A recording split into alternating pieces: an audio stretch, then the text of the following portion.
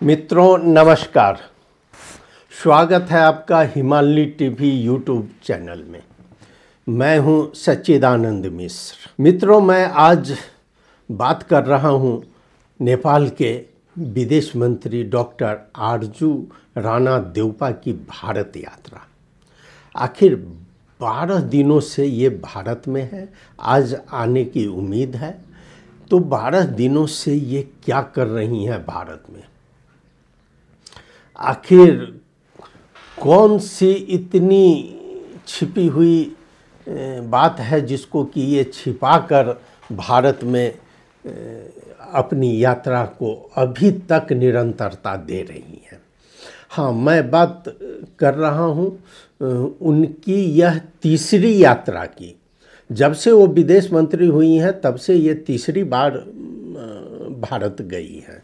और इस बार बताया जा रहा है कि वह पहले यहाँ से भारत में ही बाबा धाम, जो हम लोग कहते हैं बैद्यनाथ धाम में जाकर इन्होंने दर्शन किया और उसके बाद बासुकीनाथ में दर्शन किया और उसके सीधे बाद ये पहुँच गई दिल्ली। और दिल्ली जब पहुँची तो इनका कुछ रहस्य है इसके पीछे, जो कि अभी तक पता नहीं चल रहा है। कहा जा रहा है कि क्या उनकी यह यात्रा केवल कूटनीतिक उद्देश्यों तक सीमित है या इसके पीछे कोई राजनीतिक मकसद भी है। इसी के इर्द गिर्द इनकी यात्रा रही है। चूँकि ये जब भी दूसरी यात्रा भी थी तो विदेश से सीधे दिल्ली आए थे और ये चाह रहे थे कि वहाँ पर कुछ हाई लेवल में इनकी बात हो। इस बार बताया गया है कि इनका जो उन्होंने जानकारी दी है सोशल मीडिया के थ्रू, वो बाबा धाम के बाद दिल्ली पहुंचकर वो सीधे वहाँ रायसीना डायलॉग में शामिल हुई हैं। रायसीना जो द ऑब्जर्वर रिसर्च फाउंडेशन द्वारा भारतीय विदेश मंत्रालय के सहयोग से आयोजित किया गया है। मुख्यतः यह जलवायु पर केंद्रित था और जलवायु का जो है सो वैश्विक चुनौती पर इसमें चर्चा हुई है और इसी को ये भजाने की कोशिश किए हैं अपनी ओर। तो आखिर इनको मुलाकात किन किन से हुई? तो पहले मैं बता दूं कि जिस उद्देश्य से ये गई, जो छिपी हुई है, वह राजनीतिक वार्ताएं इनको नहीं हो पाई। चूँकि मीडिया रिपोर्ट के अनुसार जो आरजू राणा की भारत यात्रा के दौरान भारतीय विदेश मंत्री एस जयशंकर के साथ बैठक हुई है। उन्होंने इस बैठक का सदुपयोग किया है, इससे ज़रूर कुछ फायदा लिया है जो कि नेपाल के हित में भी है। जो जनस्तरीय आदान प्रदान और रणनीतिक समझदारी पर कुछ चर्चाएं हुई है। जो नेपाल भारत के प्रमुख मुद्दों पर कोई सहमति नहीं बन पाई है। अब आइए मैं इनकी कुछ चर्चा करता हूँ। रायसीना डायलॉग में भागीदारी और इनकी अन्य मुलाकातें जारी रही हैं। उद्घाटन सत्र में आपको बता दें कि भारत के प्रधानमंत्री श्री नरेंद्र मोदी और न्यूजीलैंड के प्रधानमंत्री क्रिस्टोफर लक्सन भी मौजूद थे, लेकिन इनसे इनकी भेंट-घांट नहीं हो पाई। राणा ने भूटान और मालदीव के विदेश मंत्रियों से जरूर बात की जलवायु परिवर्तन के संबंध में, और इसके अलावा यूक्रेन के विदेश मंत्री अंद्रेई सिबिहा से इनकी बात हुई, जो मुलाकात कुछ फलदायी बताया जा रहा है।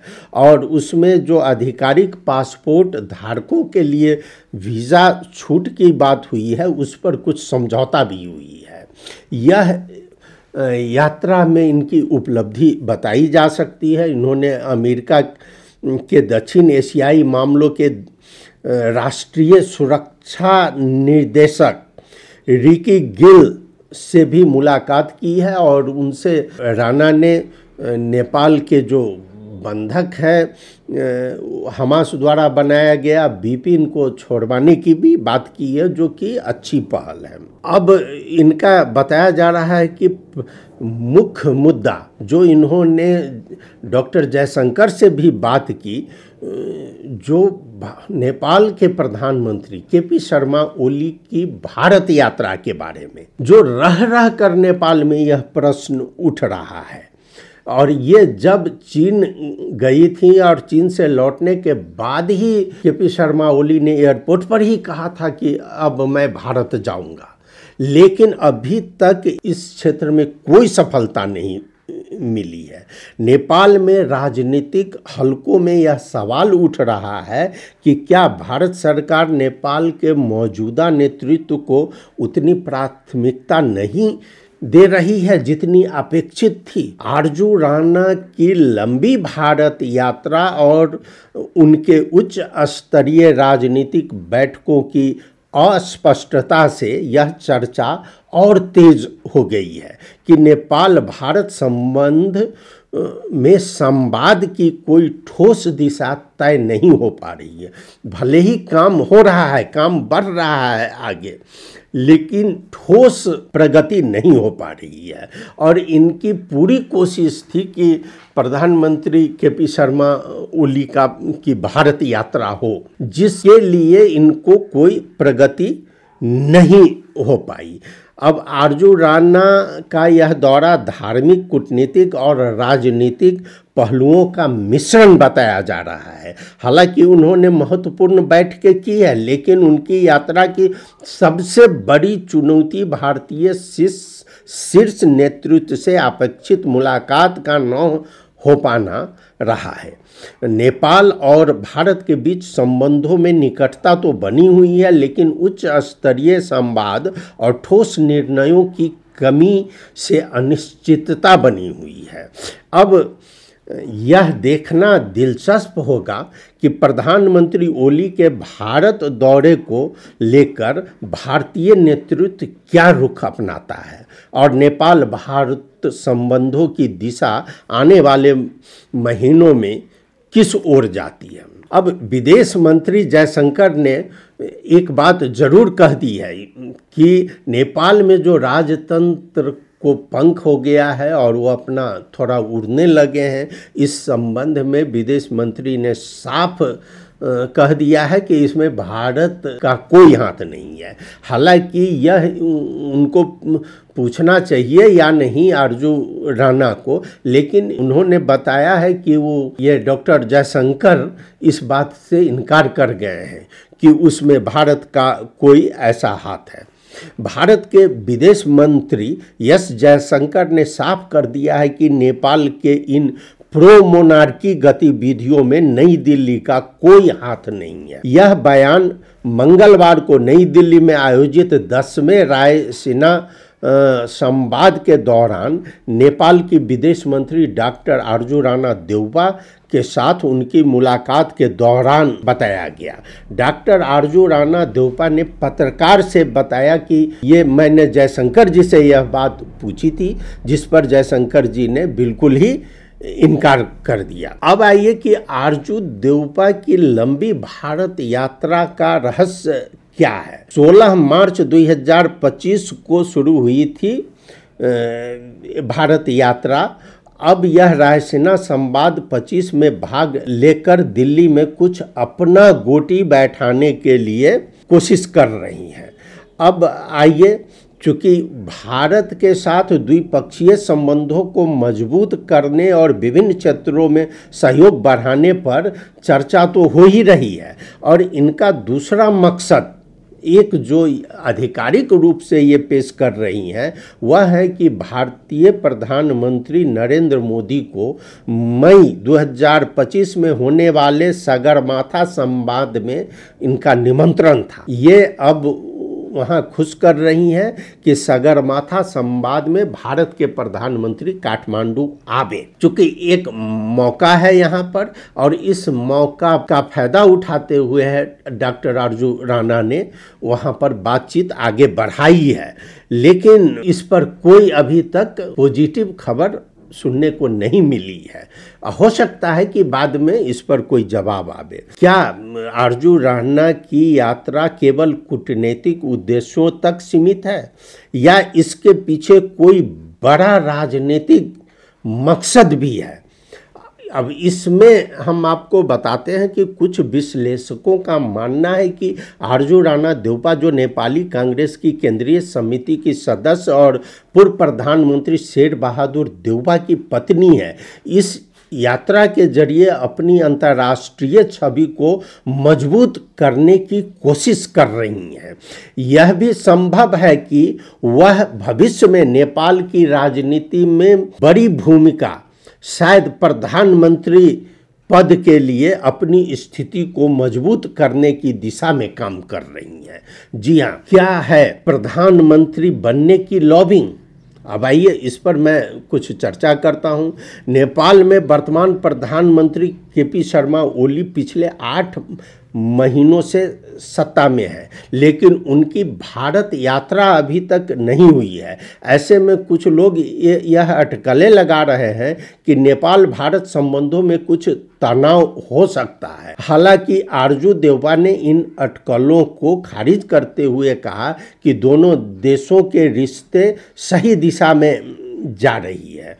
विदेश नीति को वो थोड़ा सा बड़ा आकार दे रहे हैं और पार्टी और व्यक्तिगत राजनीतिक प्रभाव को बढ़ाने की कोशिश भी कर रही हैं। अब आरजू देउपा की पृष्ठभूमि मजबूत है। वह नेपाली कांग्रेस की सक्रिय नेता है और उनके पति शेर बहादुर देउपा 5 बार नेपाल के प्रधानमंत्री बन चुके हैं। ऐसे में यह सवाल उठता है कि क्या वह भारत के साथ मजबूत संबंधों को लाभ उठाकर भविष्य में प्रधानमंत्री पद के लिए समर्थन जुटाने की कोशिश कर रही हैं।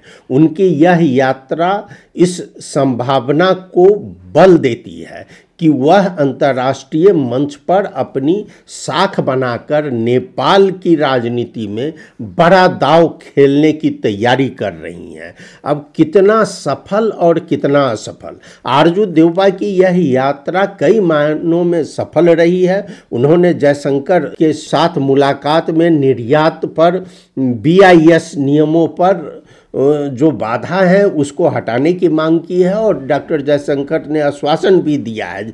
जल विद्युत क्षेत्र में भी बहुत बात हुई है, यूक्रेन से बात हुई है और भी कई बात हुई है। लेकिन मुख्य रूप से शाही आंदोलन जो है इन लोगों का, इस पर जयशंकर से कहवाने में ये सफल हो गई है कि इसमें उनका हाथ नहीं है। अब मुख्य रूप से बताया जाए तो आरजू राणा देउपा की यह लंबी भारत यात्रा कूटनीतिक और व्यक्तिगत दोनों स्तर पर महत्वपूर्ण है। जहां वह नेपाल भारत संबंध को मजबूत करने में सफल हो रही है, वहीं उनकी भविष्य की राजनीतिक महत्वाकांक्षाओं के संकेत भी मिलते हैं। हालांकि प्रधानमंत्री बनने की लॉबिंग का परिणाम तभी स्पष्ट होगा जब नेपाल में राजनीतिक समीकरण बदलेंगे।